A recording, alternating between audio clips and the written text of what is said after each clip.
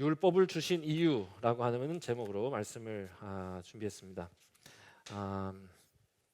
바울이 갈라디아 성도들에게 전하고 싶은 이야기, 그러니까 이 갈라디아서를 기록한 목적은 한 가지라고 저는 생각합니다. 전하고 싶은 이야기가 딱 하나입니다. 아주 논증적으로 글을 써내려가고 있지만 실은 단 하나의 사실을 전달하고 설득하고 싶은 겁니다. 그게 뭐냐? 우리에게는 하나님의 은혜가 필요하다. 이 사실을 잊지 말라는 것입니다. 갈라디아서를 한마디로 줄인 것입니다. 우리에게는 하나님의 은혜가 필요하다. 그러니까 이 갈라디아 교회에 편지를 쓴 이유는 뭐냐? 갈라디아 교회의 문제는 열심히 살지 않는 게 아니에요.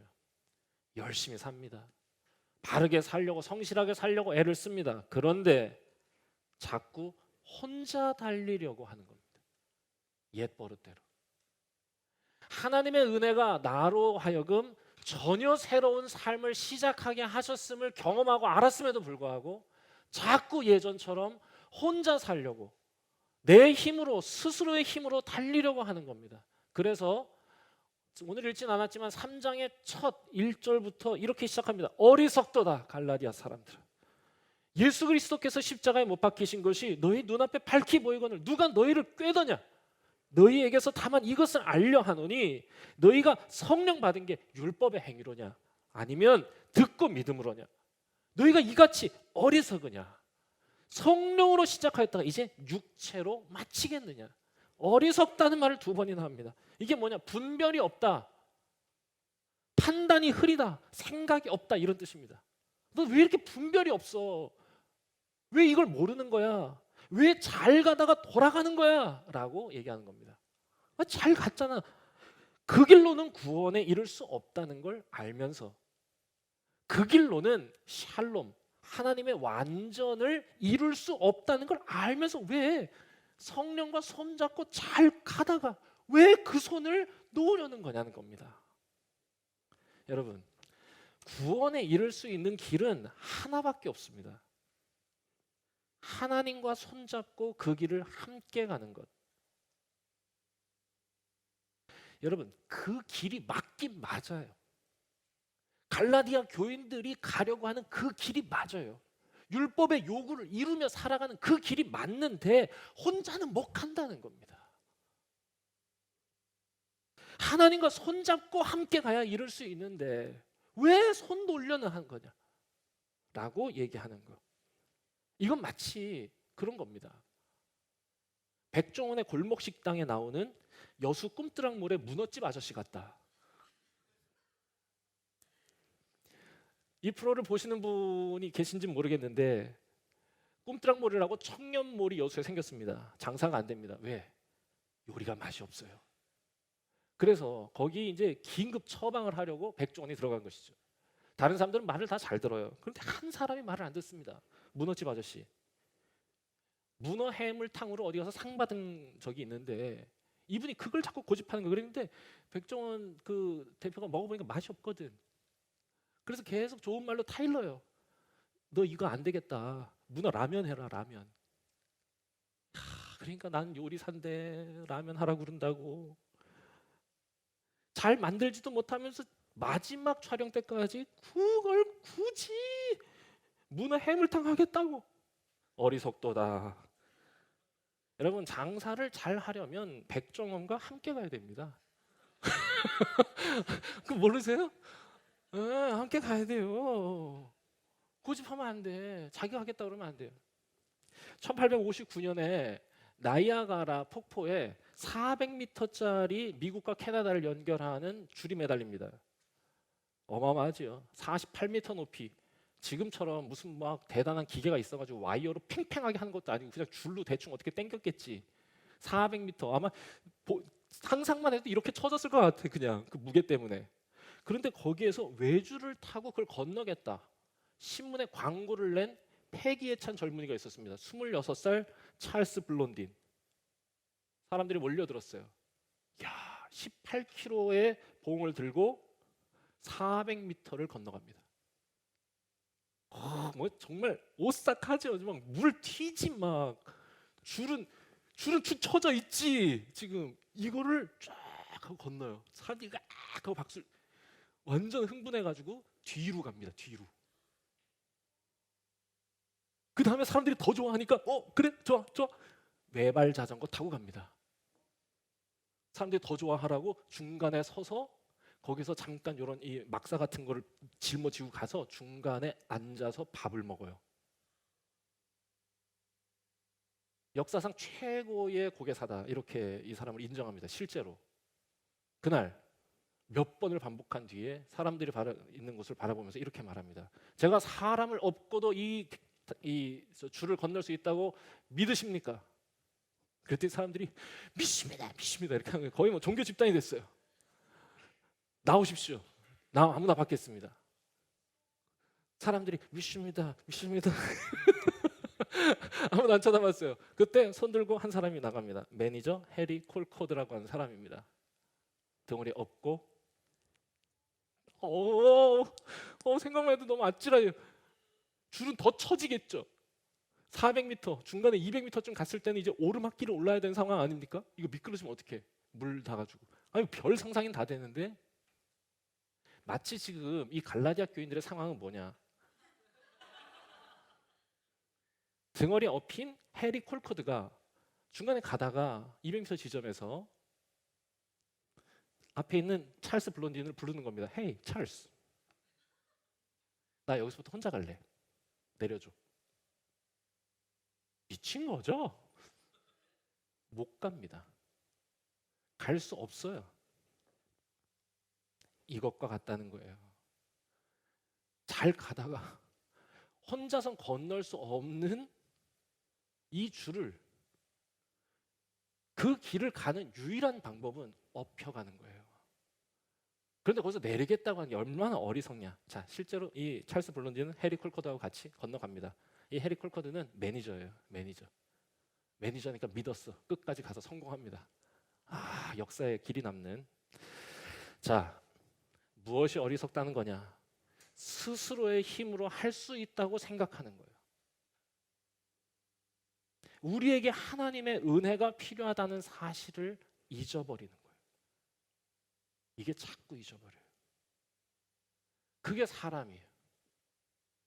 내 힘으로 살아왔기 때문에 하나님의 은혜가 필요하다는 것을 한 번 깨닫는다고 머리에 지속적으로 남고 고백으로 지속적으로 나타나는 게 아니에요. 자꾸 돌아가려고 그래요. 그래서 바울이 처방을 내리는 말씀이 오늘 우리가 읽은 이 말씀 3장의 결론과도 같은 것입니다. 뭐라고 처방을 내리냐? 알겠다. 알겠다. 너희들이 자꾸 하나님의 은혜가 필요하다는 걸 잊는 걸 보니 너희들이 율법에 대해서 오해하고 있는 것 같아. 자, 그러니까 내 말 잘 들어봐. 오해의 원인을 간파합니다. 진단합니다. 내 말 잘 들어봐. 율법을 지키며 사는 게 잘못됐다는 게 아니야. 율법을 지키며 사는 걸 하나님이 바라시는 거 맞아. 그런데 하나님과 손잡고 함께 그 길을 간다는 건 율법의 현상이 아니라 율법의 의도를 알게 하신다는 뜻이야. 그러니 이방인은 문화가 달라 할례를 받을 필요는 없어. 할례를 명령하신 하나님의 의도를 깨닫게 하시고 구별되어 살게 하시는 그 은혜를 손잡고 가면 되는 거야 라고 얘기하는 겁니다. 그리고 나서는 정확하게 하나님이 율법을 주신 이유를 일갈하고 있습니다. 뭐라고 일갈하냐? 24절. 자, 함께 한 목소리 읽어보도록 하겠습니다. 함께 읽습니다. 자, 시작. 이같이 율법이 우리를 그리스도께로 인도하는 초등교사가 되어 우리로 하여금 믿음으로 말미암아 의롭다함을 얻게 하려 함이라. 이게 무슨 말입니까? 율법은 그리스도께로 인도하는 도구야 라고 얘기하는 겁니다. 그러니까 이 바울이 간파한 갈라디아 성도들의 오해는 뭐냐? 율법이 더 충분하다는 착각. 그런데 바울의 처방은 뭐냐? 아니야. 율법은 오히려 더 큰 하나님의 은혜로 인도하는 과정이고 도구일 뿐이야. 다시 말하면 율법은 구원의 도구가 아니라 진단의 도구야. 내가 얼마나 죄된 인간인지를 보게 하는, 내 힘으로는 스스로 구원할 수 없는 연약한 존재라는 걸 진단하는 MRI야.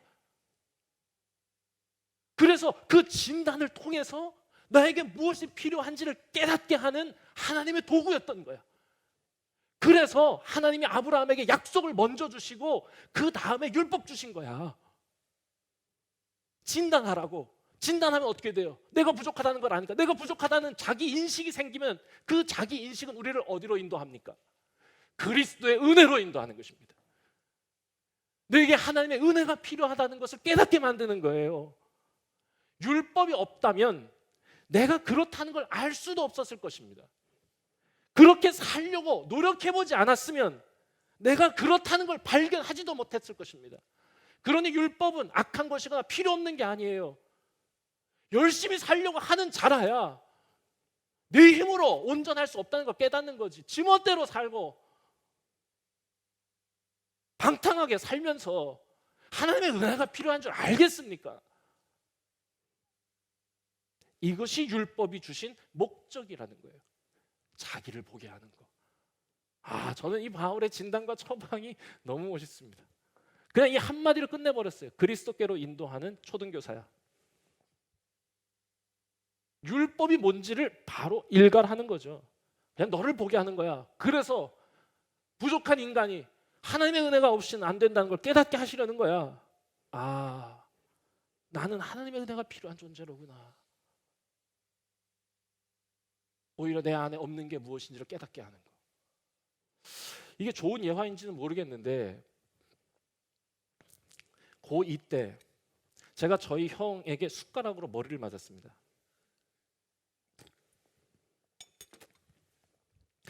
이게 어제 설교를 준비하다 이걸 한번 말씀을 드렸던가 또 들으세요. 밥을 먹는데 여러분 보셔서 아시겠지만 저희 형은 저보다 키가 작습니다. 키가 173이고요. 이미 고2가 됐을 땐 모든 것이 완성된 상태였어요. 형은 저보다 작고 주먹을 쓰면 질 것 같은데 형이? 이런 느낌? 그래서 그랬는지 기선을 잡기 위해서 밥 먹는 자리에서 솔직히 제가 부족하니까 제가 아마 뭔가를 잘못했을 겁니다. 그런데 그때 제가 뭘 잘못했는지 형의 주장이 뭐였는지 하나도 기억이 안 나요. 단지 맞았다는 것만 기억납니다. 밥상머리에서 형하고 이렇게 앉아있고 이쪽에 어머니가 앉아 계신데 이 자리에서 바로 숟가락으로 머리를 여기 때렸어요. 그래서 저는 그 자리에서 밥 먹다가 딱 내려놓고 방으로 들어가서 그날부로 저는 다짐했습니다. 나는 형 없이 살아야겠다. 그냥 인간으로 여겨야겠다. 얼마나 아름답습니까? 휴먼. 인간. 저 인간으로 나는 대해야겠다. 그리고 정말로 2년간 말하지 않았습니다. 형 없이 산 것이죠. 독하죠. 싸울 것 같아가지고. 그런데 2년 뒤 형이 군대 가던 날 하필 저희 아버지 어머니는 대만에 여행을 가셨어요. 성도들하고 가신 거기 때문에 어쩔 수 없이 말 안 하던 제가 형을 군대에 보내야 되는 상황. 정말 어색한 동행. 버스 타고 가면서도 아무 말 하지 않았습니다. 자, 그런데 마지막 형을 연병장으로 보내기 바로 전 서로 그냥 어색하게 이렇게 서 있다 말도 안 했어요. 근데 정말 이상해요. 이상하게 둘이 누가 먼저랄 것도 없이 어색하게 서로를 끌어안았습니다.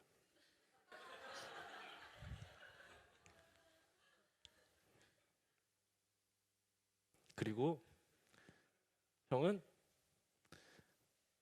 아무렇지도 않다는 듯이 이렇게 뒤를 돌아서 이렇게 걸어가는 거예요. 안 보려고 그랬어요. 이상하게 바라보면 울 것 같아서 안 보려고 했는데 뒤에서 함성 소리가 들리더라고요. 원래 군인들은 이상해요. 이상한 소리를 내고 그러거든요. 저는 형을 보려고 한 건 아니었고 그냥 그 소리가 이상해가지고 그냥 뒤를 돌아봤는데 그때 형의 뒷모습이 보였습니다. 제 느낌인지는 모르겠는데 어깨가 들썩거리더라고요. 왜 뒷모습이 보이면 그 사람 좋아하는 거라면서요? 누군가의 뒷모습이 보이면. 그때 알았어요. 아, 내 형을 되게 좋아하는구나. 그리고는 엄청 울었습니다. 그냥 운 게 아니고 자리에 풀썩 주저불러 앉아서 20살짜리 남자가 바닥에서 울었어요. 그때 알았습니다. 아, 부재가 존재를 증명하는 거구나. 아, 나는 형이 필요한 존재구나. 그런 동생이구나. 그걸 그때 깨달았습니다. 율법의 역할이 이와 같은 겁니다. 하나님의 부재를 깨닫게 해줘. 아, 나는 하나님을 떠나 있었구나. 아, 나는 하나님이 필요한 존재구나 라고 하는 것을 깨닫게 해주는 거예요. 이게 율법입니다. 구원에 이르는 완전한 방편이 아니라 나를 진단하고 내가 하나님을 떠나 있다고 하는 거, 내 삶에 하나님이 부재했다는 것을 깨닫게 하는 도구였다는 거. 자, 바울은 여기에서 멈추지 않습니다. 율법을 주신 이유가 우리를 그리스도의 은혜로 인도하기 위함이라면, 자, 이거를 지적해 줌으로써 율법을 너무 의지하지 않게 하려는 바울의 의도 좋습니다. 그런데 여기서 한 걸음 더 나가는 거예요. 바울이 뭐냐? 그리스도께로 인도하여 그 은혜를 힘있게 하는 것, 거기서 끝내지 않고 그 은혜를 힘입는 것의 의미가 뭔지를 얘기해 주는 겁니다. 율법의 목적이 이것이었다면 그리스도께로 인도하는 것, 그리스도께로 인도하시는 것의 목적이 무엇인지까지 이야기하여서 갈라디아 성도들의 신앙의 여정이 허튼 곳으로 가지 않도록 0점을 조정해 주고 있는 장면. 26절, 27절을 같이 읽도록 하겠습니다. 26절, 27절입니다. 26절, 27절. 여러분의 목소리 읽겠습니다. 자, 시작.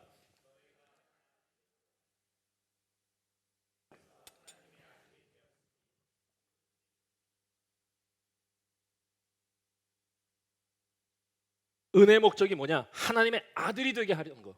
그리고 예수 그리스도의 옷, 그 아들의 옷을 입혀주시기 위함이다. 이걸 잊지 말아라. 율법의 목적, 그리스도께로 인도하는 것. 그리스도께로 인도하는 것은 목적, 아들의 이름을 주기 위함이고 아들의 옷을 입혀주기 위함이다. 이게 마지막 최종 목적지다 라고 하는 걸 알려주는 거예요. 율법만 알고 있어 사람들은 여기에 머물러 있었어요. 그런데 그 은혜만 구하는 사람들, 저는 우리 한국교회가 여기에 머물러 있다고 생각합니다. 그리스도의 은혜만 탐하는 것입니다. 신앙의 그리스도만 생각하는 거예요. 아쉽습니다. 그러나 최종의 목적지, 여기에 머물러 있지 않고 어디가 마지막 목적지냐?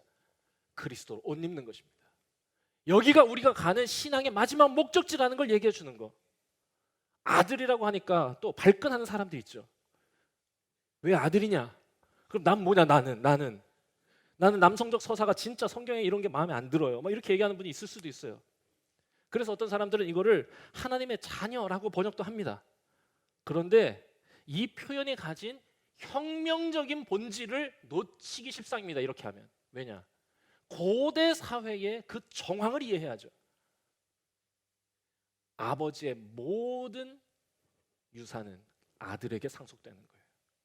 아들로 삼아주신다는 것, 하나님의 모든 것을 물려받는다는 뜻입니다.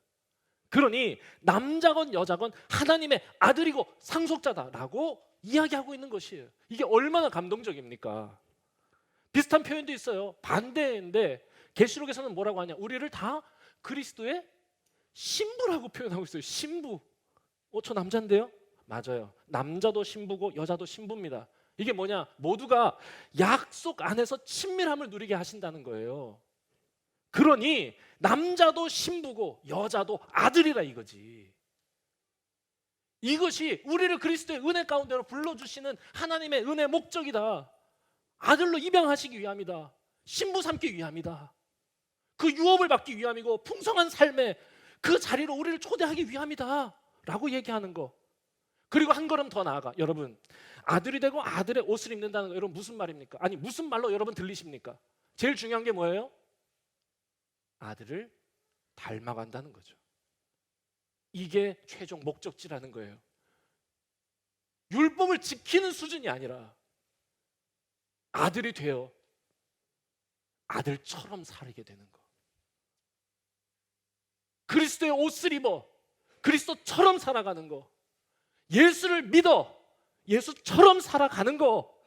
이게 은혜의 목적이라는 겁니다. 여러분, 우리가 이걸 잘 못합니다. 특히 우리 한국교회가 이거 잘 못합니다. 왜냐? 예수님은 믿되 예수님처럼 살고 싶지는 않기 때문이에요. 율법이 구원의 길이 아니라는 걸 알아요. 그래서 그리스도의 은혜를 붙잡아요. 그래서 그 은혜 가운데 의롭게 되는 것에는 너무 행복해 하는데 그것의 목적을 모르는 겁니다. 그러니까 방황하는 거죠. 예수님을 믿되 예수님처럼 살고 싶지 않은 거예요. 예수 믿고 구원받고 천당 가는 것은 좋은데 예수 믿고 예수처럼 살라고 하면 그건 싫은 거예요. 예수처럼 사는 게 내가 살고 싶은 삶의 연장선 안에 있다면 문제 없어요.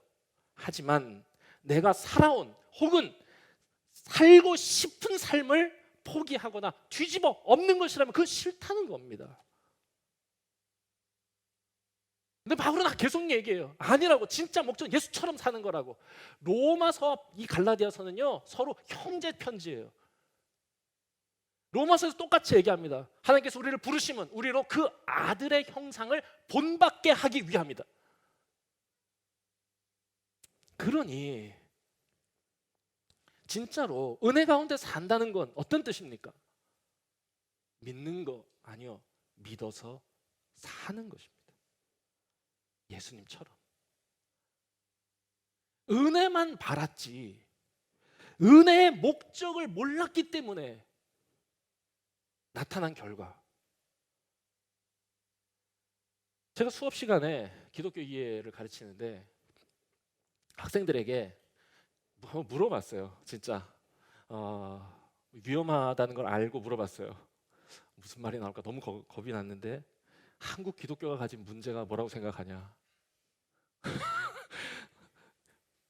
정말 이게 너무 무섭더라고요. 내가 무슨 말을 할까. 90년생이잖아요. 이제는 2000년생이 들어왔어요. 2000년. 내후년이면 이제 월드컵 둥이를 만날 판입니다. 야. 이구동성으로 하는 말 뭔지 아세요? 배타주의와 삶의 결핍.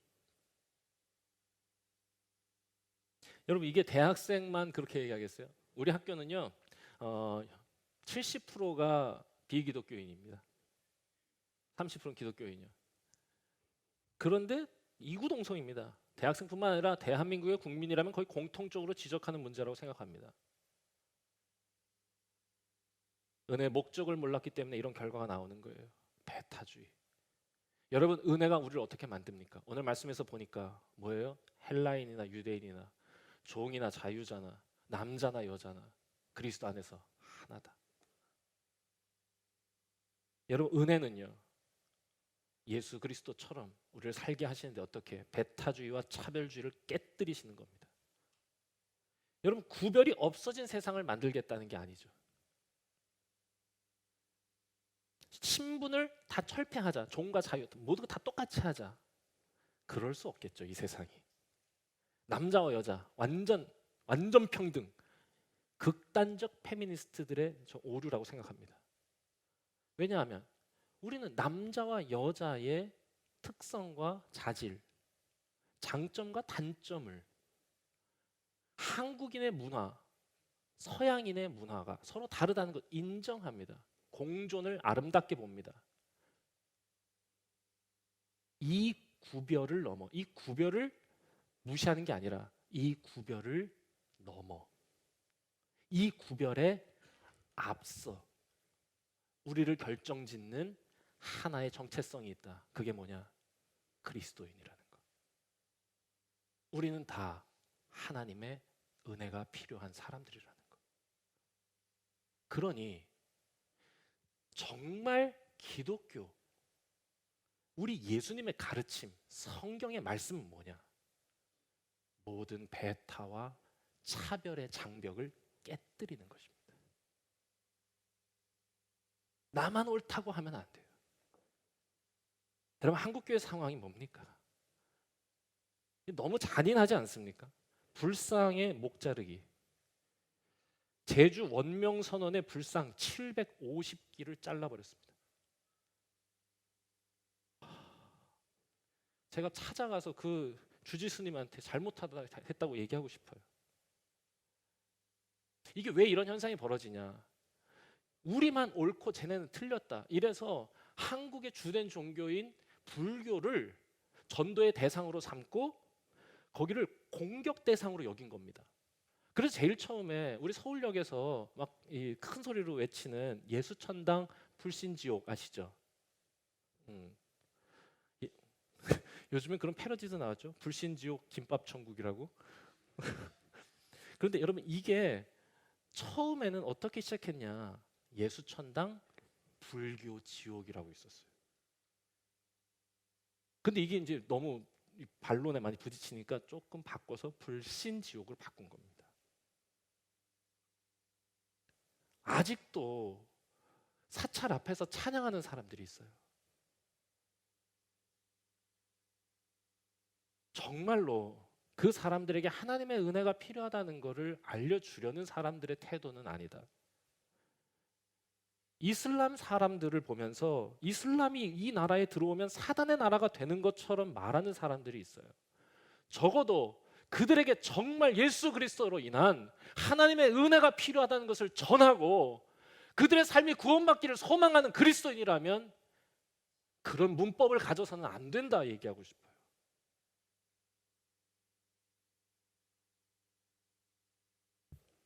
자기만 옳다고 살아가는 게 아니라 하나님의 은혜가 필요함을 전하기 위하여 지혜를 구하는 사람들, 그리고 우리의 삶 속에서 예수님과 같은 예수님의 삶이 오늘의 삶 속에 재현된다면 어떻게 그것이 나타날까를 고민하는 것, 이것이 은혜의 목적이라는 겁니다.